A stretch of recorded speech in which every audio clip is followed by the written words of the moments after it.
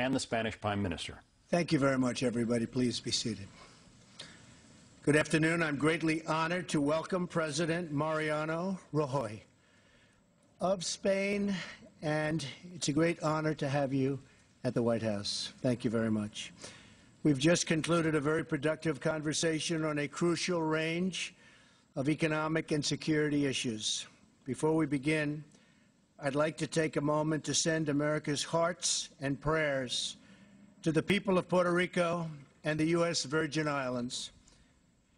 Both have been devastated, and I mean absolutely devastated, by Hurricane Maria, and we're doing everything in our power to help the hard-hit people of both places, Puerto Rico and the Virgin Islands. A massive effort is underway, and we have been really treated very, very nicely by the governor and by everybody else. They know how hard we're working and what a good job we're doing. As we speak, FEMA, our great first responders, and all available federal resources, including the military, are being marshaled to save lives, protect families, and begin a long and very, very difficult restoration process. I have directed all relevant departments and agencies to assist in the response and recovery effort.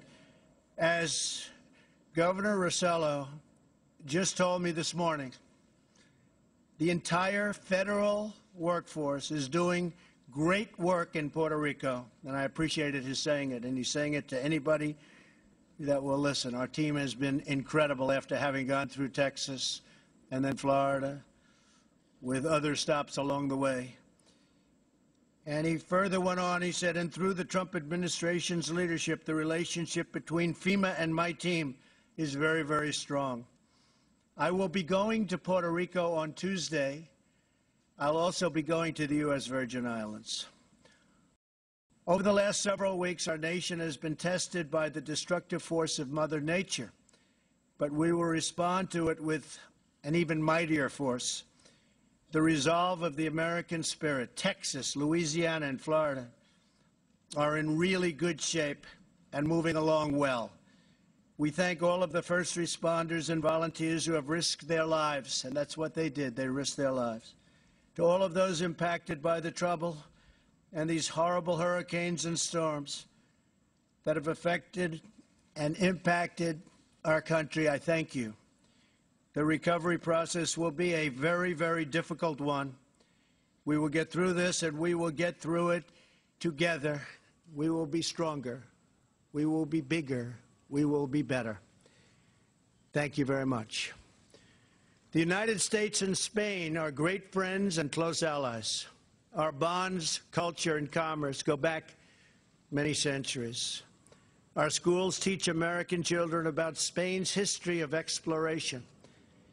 Our museums treasure beautiful Spanish works of art, and your country's contributions to architecture, music, and film are admired all over the world. It's a greatly admired country. The deep relationship between our two people is a strong foundation for lasting cooperation. On behalf of the American people, I want to express our support and extend our prayers to all of those affected by the vile terror attack in Spain last month. I want to assure the people of Spain that America stands with you in confronting this evil that threatens all of humanity. We will continue to deny the terrorists their funding, their territory, and any form of support for their wicked ideology. In this common fight, America greatly appreciates Spain's contribution to the coalition to defeat ISIS. Spanish troops and police have trained more than 30,000 members of the Iraqi security forces. We also thank the Spanish people for being such gracious hosts to the American service members stationed at Spanish bases. The United States and Spain together face many critical dangers and challenges, from North Korea to Iran to Venezuela. We thank Spain for its recent decision to expel its North Korean ambassador and for standing with us in our efforts to isolate the brutal North Korean regime. It is time for all responsible nations to join forces to isolate the North Korean menace. North Korean nuclear weapons and missile development threaten the entire world with unthinkable loss of life. All nations must act now to ensure the regime's complete denuclearization. I appreciate the United Nations Security Council voting twice, unanimously, 15-0, twice, to adopt hard-hitting resolutions against North Korea. I have recently issued tough new sanctions against those who do business with this outlaw regime, and I applaud China's latest action to restrict its trade with North Korea. And in particular, I applaud China for breaking off all banking relationships with North Korea, something that people would have thought unthinkable even 2 months ago. I want to thank President Xi. Here in the Western Hemisphere, we have seen the heartbreaking tragedy of Maduro's socialist rule in Venezuela. Spain has been especially helpful in promoting the interests and well-being of the Venezuelan people, and we thank you for your efforts. We hope our friends in the EU will soon follow the United States, Canada, and many Latin American nations in sanctioning the Maduro regime. We need everybody involved. The citizens of Venezuela have endured immense suffering, poverty, starvation, and dangerous political unrest under Maduro's oppressive socialist regime. Together, Spain and the United States hope for peace, for the restoration of democracy, and for the release of all political prisoners.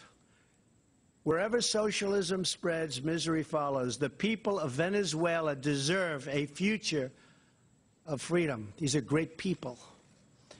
In the economic arena, we support trade that benefits both Spain and the United States, which means it must be fair and it must be reciprocal. Such an important word. Hasn't been used very much in the United States. Reciprocal.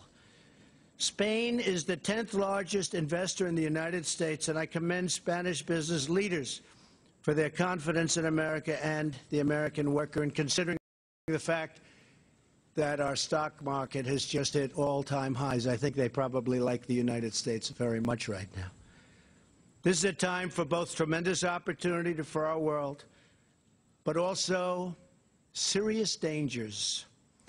As I said at the United Nations, which future really is up to us. If we empower our citizens, serve their needs, and appeal to all that is best in the human spirit, then I have no doubt we will succeed like never, ever before. Mr. President, I look forward to working with you to build this future of prosperity and peace for both Spain and for the United States of America. Thank you very much. Thank you. Thank you, Mr.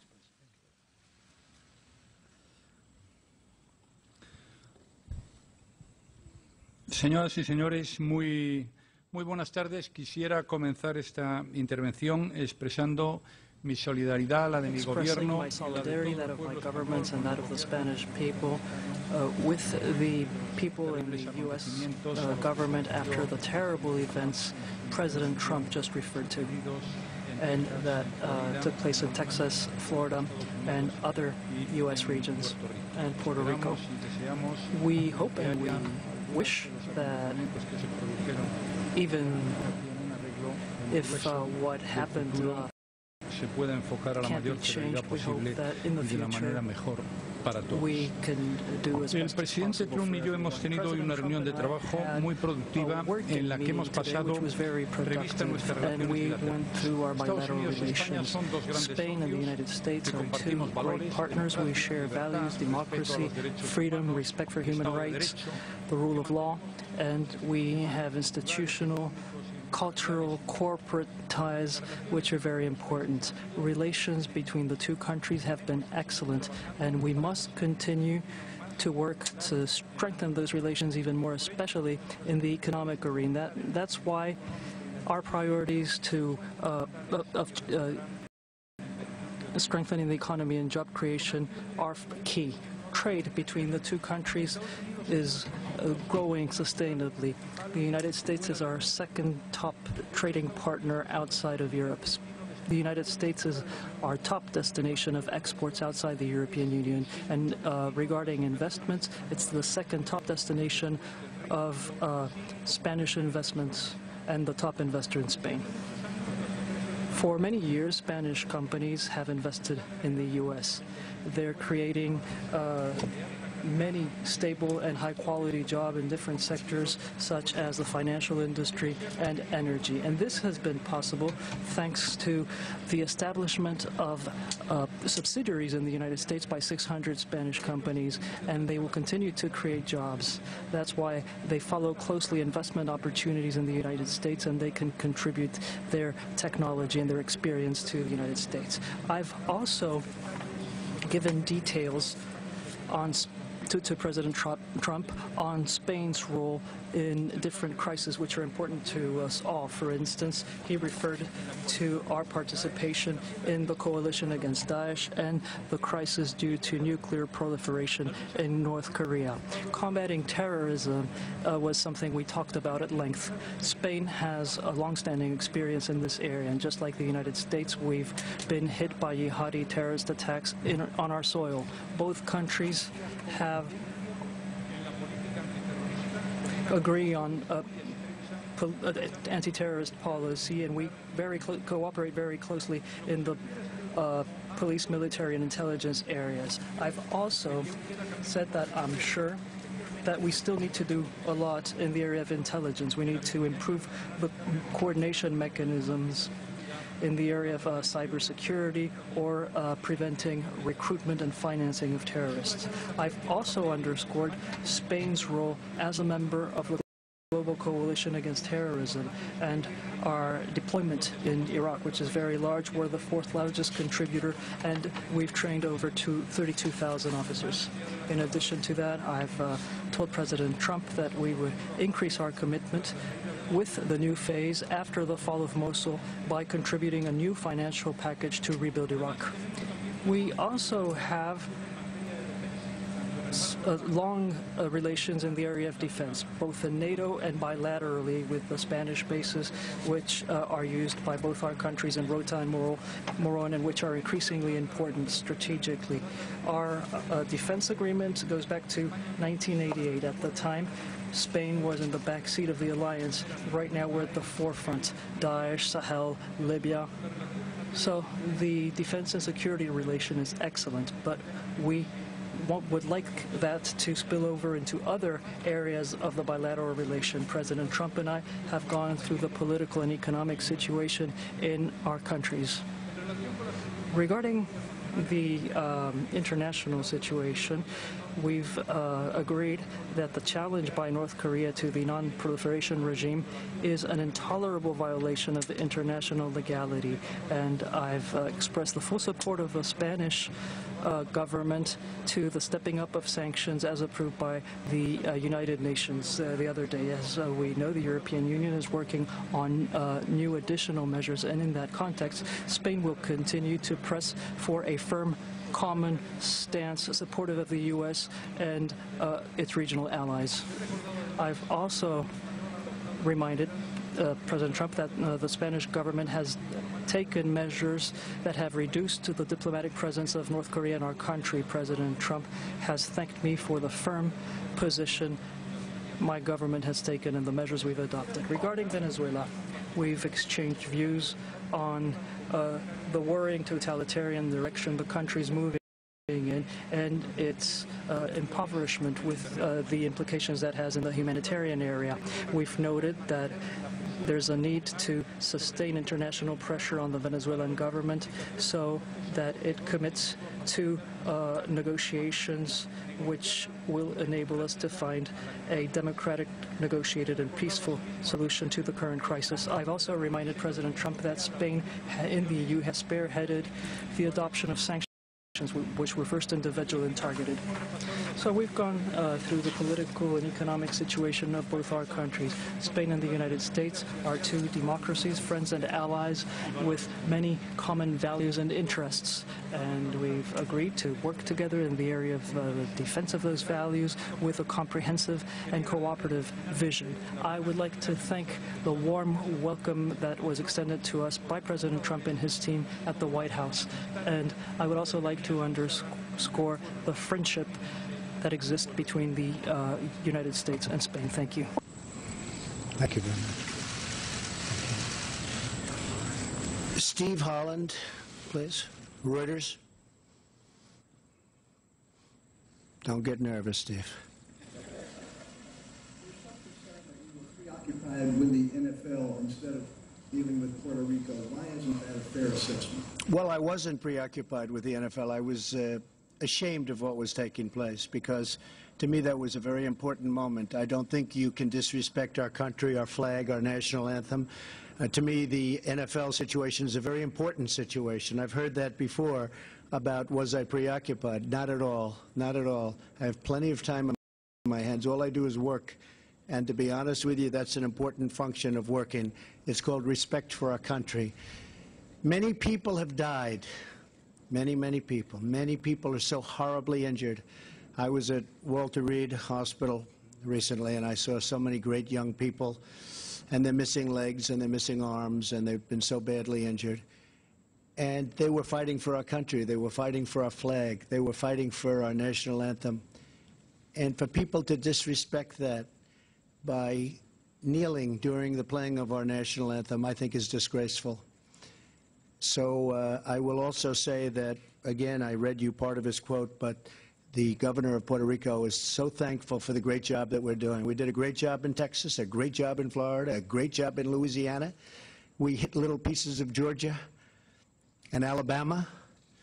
And frankly, we're doing, and it's the most difficult job because it's on the island. It's on an island in the middle of the ocean. It's out in the ocean. You can't just drive your trucks there from other states.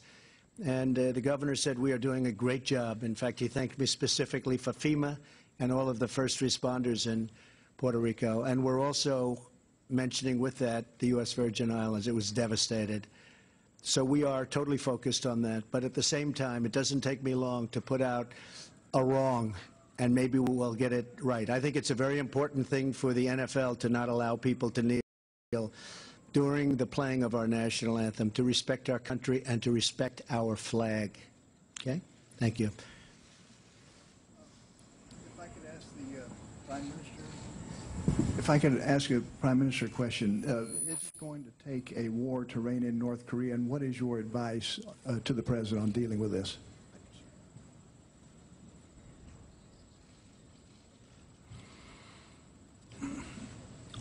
Bien, ninguno tenemos interés en que haya ninguna guerra. No one wishes for there to be a war anywhere in the world, but it's true that the recent events in North Korea, with implications in the neighboring countries, very important countries, and means that we all have to be forceful, and those of us who defend the values of democracy, freedom, and human rights have to let North Korea know that it isn't going anywhere in that direction. For the time being, sanctions have been adopted. Spain will support any political decision which will contribute to putting an end to this situation, which has nothing to do with the principles and values most of Western and global democracies defend.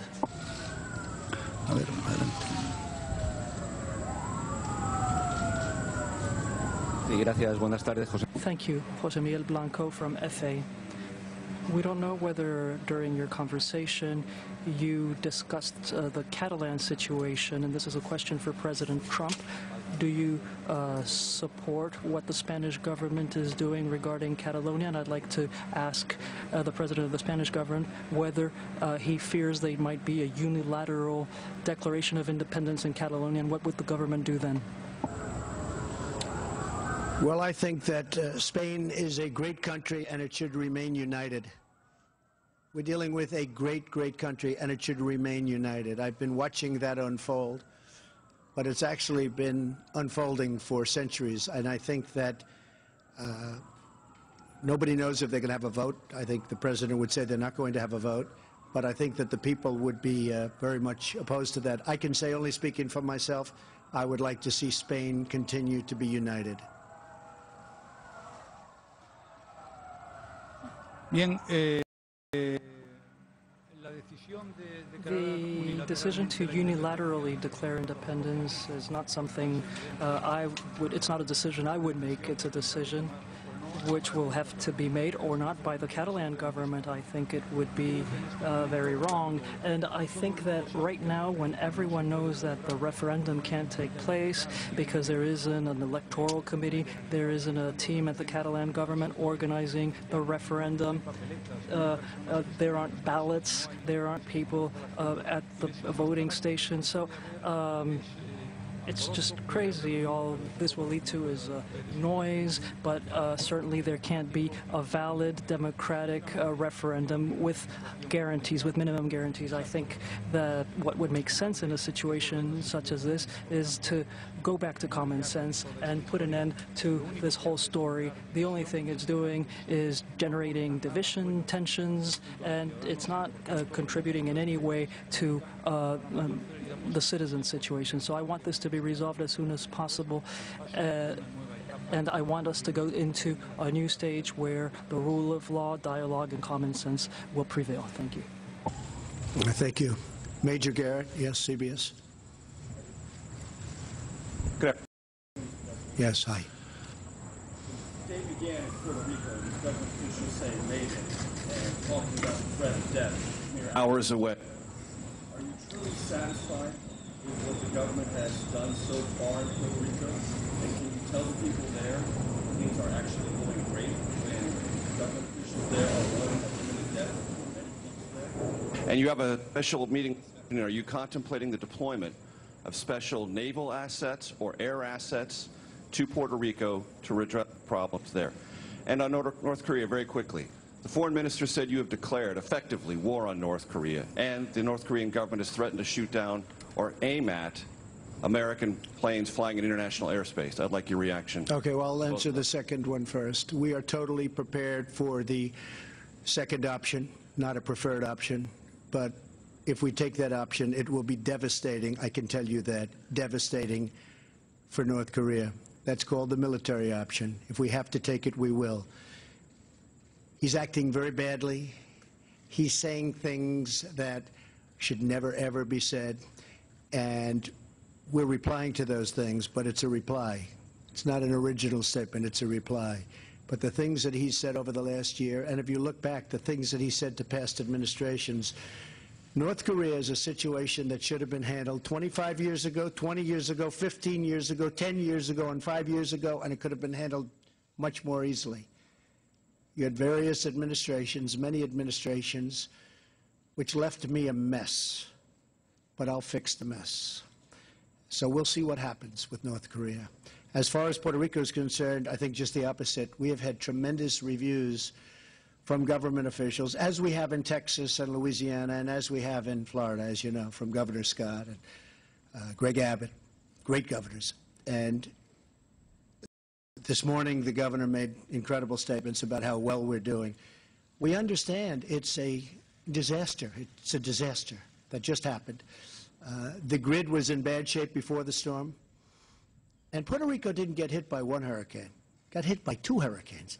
And they were among the biggest we've ever seen, with the second one being even worse. I mean, the second one hit Puerto Rico as a Category 5. I don't believe anybody's ever seen that happen before. Hit land with that kind of velocity. The governor has been extremely generous, and I appreciated it. We right now have our top people from FEMA, and they have been there. We are unloading on an hourly basis massive loads of water and food and supplies for Puerto Rico. And this isn't like Florida, where we can go right up the spine, or like Texas, where we go right down the middle and we distribute. This is, you know, a thing called the Atlantic Ocean. This is tough stuff. The governor has been so incredible in his statements about the job we're doing. We're doing a great job. Don't forget, their police force has been decimated because many of the police in Puerto Rico have lost their homes. So sure, they want to be police, but they also want to be able to watch their families and find their families, and they have to live. So we're also very much involved in security in Puerto Rico. So everybody has said it's amazing the job that we've done in Puerto Rico. We're very proud of it. And I'm going there on Tuesday. Now, with all of that being said, record, if you look at the amount of water dropped on that island between the two hurricanes, and the first they just barely got by with, but they were devastated. And the second was a complete wipeout. I mean, this was a place that was destroyed.